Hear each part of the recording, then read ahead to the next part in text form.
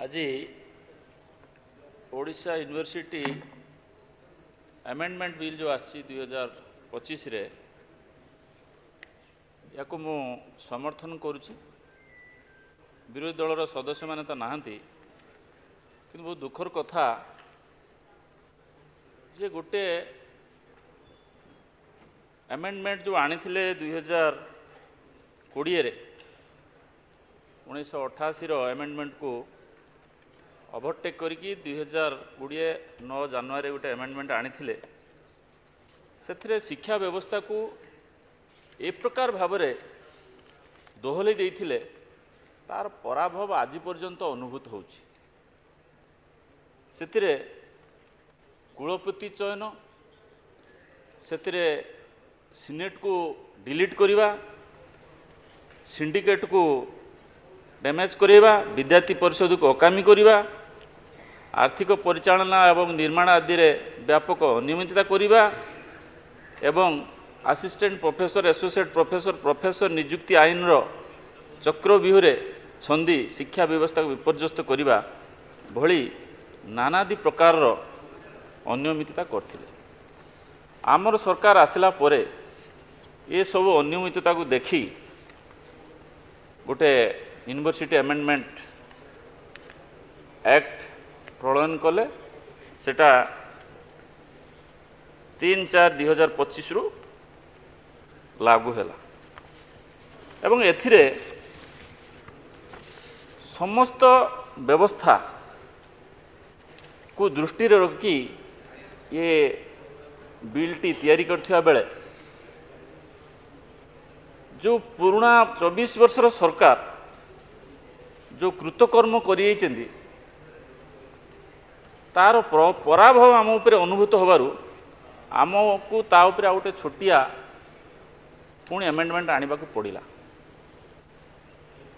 जमती Hiroshima Nagasaki उपरे जो विश्वयुद्ध बेले जो बोमा पड़ता आज पर्यंत तार प्रभाव भोग करचंती सेमती कुलपति चयन रो प्रक्रिया रे संपूर्ण जालियाती व्यवस्था से रखते ये तो गोटे एक्सीजेंसी मैनेजमेंट जिते हठात गोटे केटी खाली है से व्यवस्था से कौन कहगला जे provided that where it is not reasonably practical to fill up the vacancy in the manner as aforesaid immediately after it occurs जो गोटे वैकेंसी केटी हठात क्रिएट है the chancellor in consultation with the state government may appoint any of the vice chancellor एटा बरकरार रही। यहाँ आम प्रथम बिल थिला जे जेकोसी वाइस चांसलर को आम ओडिशा सरकार सहित चांसलर बा गवर्नर तांको सहित कंसल्ट करिकी ताको अपॉइंटमेंट देबे। ता सहित आ गोटे जोड़िला कौन जे और any person as the vice chancellor बा जेकोसी जने व्यक्ति सी को किए बाछिबे चांसलर बाछिबे। ये कहते एरिया गेरिया को बाछीदेले जड़े यूनिवर्सिटी पीजी काउंसिल चेयरमैन होते जड़े कौन विभाग मुख्य होते से प्रकार जड़े दक्ष व्यक्ति को से बाछि पारे। यार आवश्यकता कहीं पड़ा सेटार अवलोकन हबार आवश्यकता अच्छी। एथिपाई हला जे आमे सरकार को आसु आसु 9टी विश्वविद्यालय वाइस चांसलर पद भी खाली अच्छी एवं ये बिल एक्ट रे परिणत हो 14टी वाइस चांसलर पद खाली हो गला। तो ये प्रकार उत्कट अभाव जो मरुड़ी देखागला ये हूँ गत सरकार अपरिणामदर्शी बिल फल एवं जो 14टी विश्वविद्यालय वाइस चांसलर पद खाली अच्छी से जगार जोठी भिसी नियुक्त कर अणाज कौटू से मैंने तो तांको बिल रखिले 2020 बिल रखिले जे केवल नेबरिंग यूनिवर्सिटी भिसी मान को आणिकी सेठी नियुक्ति देवे किंतु आम आने एनी यूनिवर्सिटी आनले तापर भी एनी रे भी अवेलेबल नहांती ताले भिसी नियुक्ति हम कि से तो प्रश्न आनीपारती कहते भी जे आपण तो भिसी नियुक्ति प्रक्रिया गोटे स्वच्छ प्रक्रिया करथिले ट्रांसपेरेंट प्रक्रिया करथिले ये कार्यकारी हेनी कहीं कार्यकारी होबापाई जो आवश्यक भित्तिभूमि दरकार जो प्रोसेस दरकार से प्रोसेस गोटे टाइम लाइन अच्छी तांकर जो प्रोसेस थिला 2020 जो प्रोसेस जो बिल आनी से गोटे रखिले जे प्रोवाइडेड दैट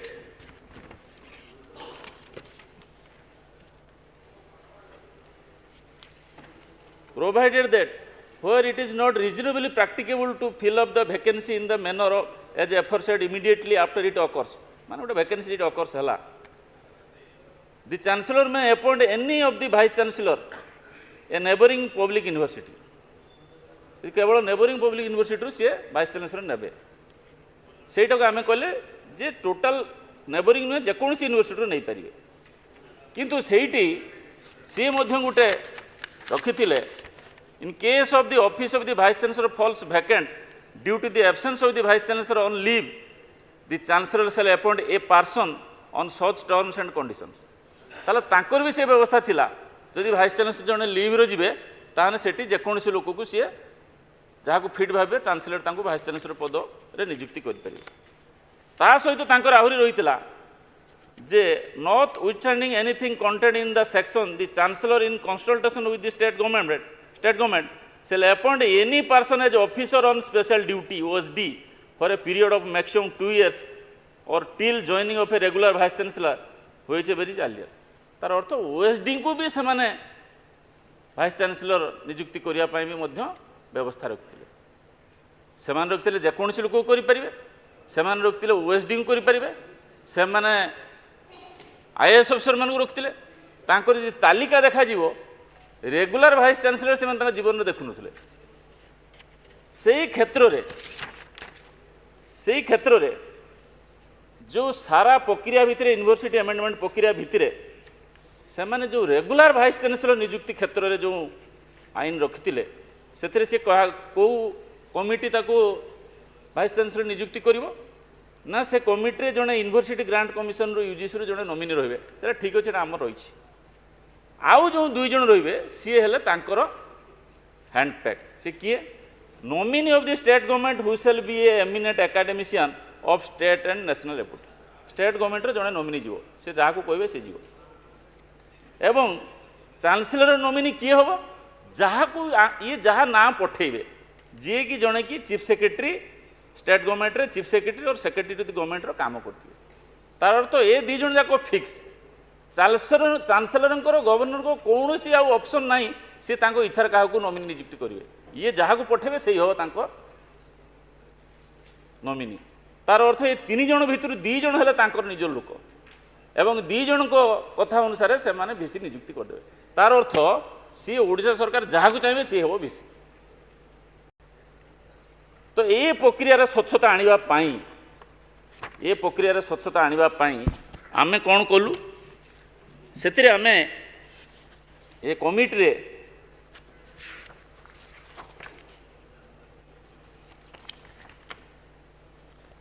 रे आमे यूजीसी रो जने नॉमिनी रहिले सेटा जहारेला फिक्स 1 member shall be nominated by the syndicate of the concerned university तेणु आमे जतरे सिंडिकेट न बनैचे सिंडिकेट नमले से नॉमिनेट केमति करिवो सिंडिकेट तो आंकर नाही अकामी हेकी पड़िछि तेणु प्रक्रिया विलंबित होईछि किंतु बर्तमान आपातत बर्तमान समस्त जगार कमिटी हो सारा द्वितीय कथा होची आ गोटे कौन जे सेमान रखिथिले जे जे रिटायर्ड चीफ सेक्रेटरी बा सेक्रेटरी रैंक जहाँ को पठेबे से ही चांसलर नॉमिनी हम बीसी चयन रे आमे क्या देलु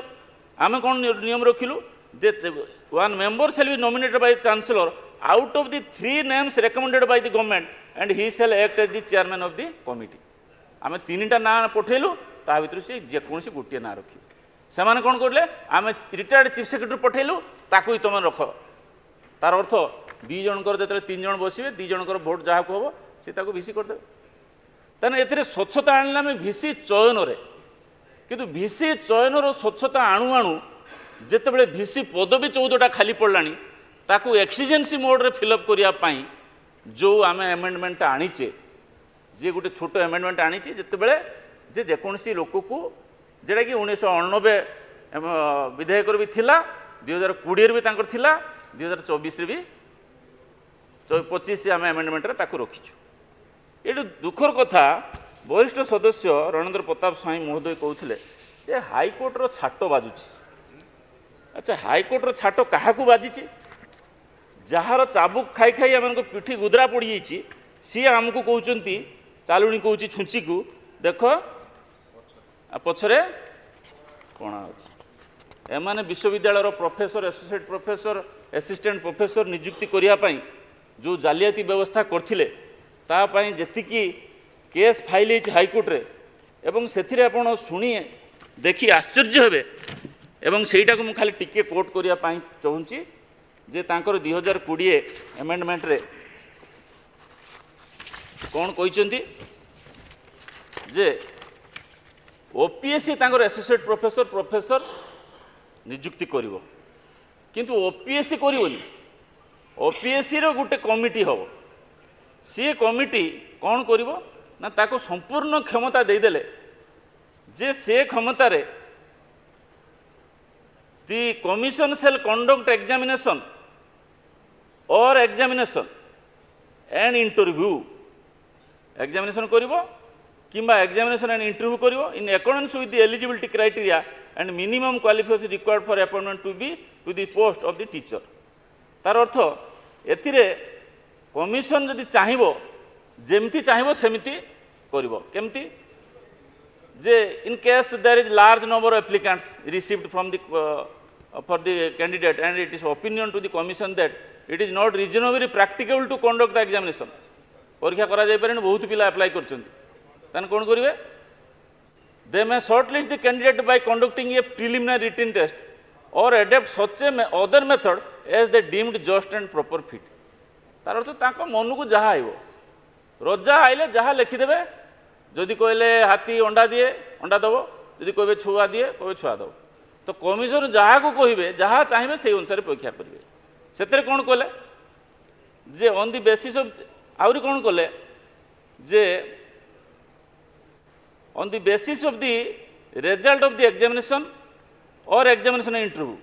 तार खाली इंटरव्यू करके नहीं पारे मतलब भाईबा कि एग्जामिनेशन कर नहीं पारे कि दीटा को नहीं तार अर्थ किस जी चाहिए सी बसईदे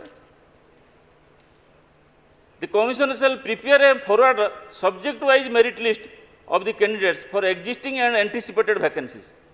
गोटे मेरिट लिस्ट तैयारी करके जी वैकेंसी से देदेव तार अर्थ जी परीक्षा देला से मेरिट लिस्ट रहिबो एवं 17टा पोस्ट पर 17टा जाक पिला समस्ते पाइबे कहीं डिलीट हेबे। ये विचित्र व्यवस्था ये समस्त व्यवस्था को उच्छेद करी प्रोफेसर एसोसिएट प्रोफेसर नियुक्ति प्रक्रिया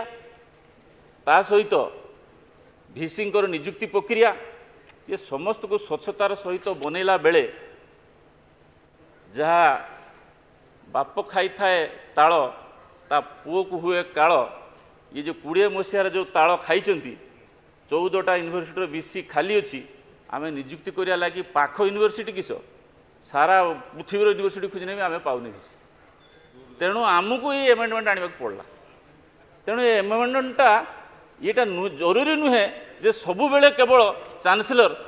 जे एनी पर्सन को अपॉइंटमेंट करेंगे भिसी रेगुलर भिसी अपॉइंटमेंट है सेटार आवश्यकता ना एवं रेगुलर भिसी अपॉइंटमेंट हो सारापर जब कौन यूनिवर्सिटी भी भिसी पद खाली है ताने एनी यूनिवर्सिटीर भिसी हिसाब से से माने दायित्व नहीं पारे। तेणु ये समस्त क्षेत्र में एत ट्रांसपेरेन्सी आणु आणु तांकर जो पूर्व कर्म पर आम जो दंड पाइलु एवं से दंड मुताबक आम पुणी गोटे एमेंडमेंट आणलु सेटा आम छेप पकई घुटिलु सेटा आम हाईकोर्टर छाट खाइलु एमाने जो एसोसिएट प्रोफेसर प्रोफेसर सिलेक्शन करिकी 235 जन प्रोफेसर को नियुक्ति कर दी तांकर कांड कारनामा उच्छा बर्तमान आप देखुवे केमिति से नियुक्ति होते केते केते लक्ष टंका दी नियुक्ति हेले एवं बर्तमान से कौन कर सब तेणु स्वच्छतार निश्चित भाव में लोक समालोचना करदे स्वच्छता जिते बेसी स्वच्छ आप समालोचना करेंगे किंतु ये जो मोहन माझी सरकार एवं आमर युव उच्च शिक्षा मंत्री जो दीर्घ दिन धरी तो आलोचना पर्यालोचना विभिन्न बुद्धिजीवी ଜ୍ଞାନୀ ଗୁणी ଲୋକଙ୍କ ସହିତ ବସି ये जो एमेंडमेंट एक्ट आनी 2024 तार गोटे छोटिया जो एमेंडमेंट फेर आसी जे बिल एक्टर ताकू निश्चित भाव आम समर्थन करुचे एवं आम आज तो विरोधी मान नहांती पचारि था प्रश्न जे आपण सारा व्यवस्था रे गला बाट चोरा बाट रखिले एवं ताहारी प्रतिफल आम उपर जदि गोटे प्रतिफलित होती ताकू जदि आम पैचअप करने चाहिए ताहले सेटा निश्चित भाव आपण गात्र दहा हो तेणु ये बिलटा एमेंडमेंट निश्चित भाव में गृहीत हो या समर्थन करुँ। Honourable minister higher